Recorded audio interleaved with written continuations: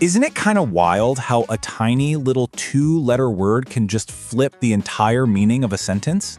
Well, today we're going to dive into the secret power of the word if. It's like this secret weapon in English that's just hiding right out in the open. I mean, have you ever totally misunderstood a text message? Of course you have, right? It happens to all of us. And it's usually because you can't hear the person's tone of voice. Well, guess what? In spoken English, tiny little words can do the exact same thing. They can carry this hidden meaning that you might miss if you're not listening for it. And hey, a huge welcome to everyone joining us from the Teacher Victoria ESL classroom. So glad you're here.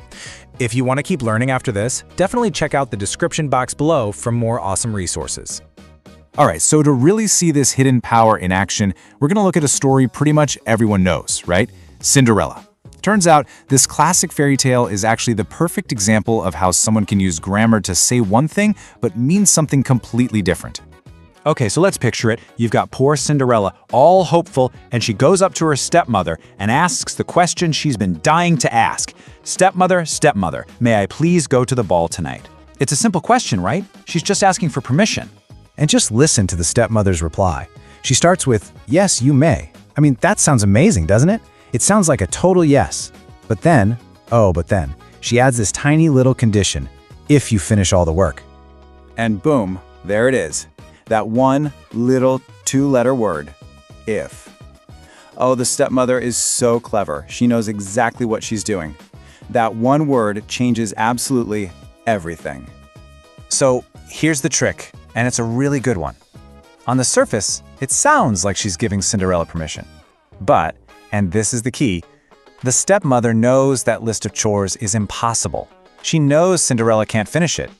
So what she really means is, nope, no way, you are not going to that ball. Okay, so this clever little language trick, it's not just for villains and fairy tales. Nope. It's a real thing that language experts study, and it has a name. It's called pragmatics. So what is pragmatics? Well, it's basically the study of the hidden meaning behind our words. It's all about that gap between what we literally say and what we actually mean. You know, it's all about reading between the lines. Linguists like H.P. Grice really dug into this, showing how much we communicate indirectly. So, really, it all boils down to this simple idea. On one hand, you have what a sentence says, the literal dictionary definition. But on the other hand, you have what a speaker means, the real message, the social message, the one that totally depends on the context of the situation. Okay, so enough about fairy tales. How does this actually show up in your real-world, everyday English conversations? Well, get this. Native speakers use this kind of conditional no all the time. And a lot of the time, it's just a way to be polite, right? To kind of soften the blow and avoid saying a harsh, direct no. I bet you've heard phrases exactly like these. Someone says, "Yeah, I'll help you if I have time." Or, "Maybe we can meet up if I finish work early." Now look, sometimes these are real possibilities, for sure. But, and this is a big but, very often this is just a polite way of saying, probably not. So here it is, the big takeaway for your own conversations. When you hear one of these if phrases, just remember this. Even though it sounds like there's a possibility, a lot of the time it's actually working as a polite no. It's a way to let someone down gently. And this whole thing points to a much bigger idea about learning a language. It's that mastering grammar, it's not just about memorizing a bunch of rules so you can make correct sentences. It's about unlocking a whole new level of communication. And hey, this is not some new modern trick. You can go all the way back to classic books like Pride and Prejudice. When a character says something like, "You may go if you wish," on the surface, that sounds super polite. But the real meaning? It's often more like, "Yeah, whatever, go ahead, I don't care." It's a really subtle way to show you're not invested.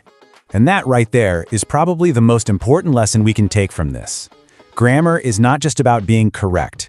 It is a powerful tool for understanding and navigating social situations. Seriously, once you understand how one little word like if can turn a yes into a no, well, that's a genuine superpower for anyone learning English. So, from now on, when you're in a conversation, really listen for that little word if. I promise, you might start hearing a whole lot more than just the words being said. And that leaves me with one last question for you to think about. What other tiny words out there have the power to change everything? Thanks so much for joining me for this explainer.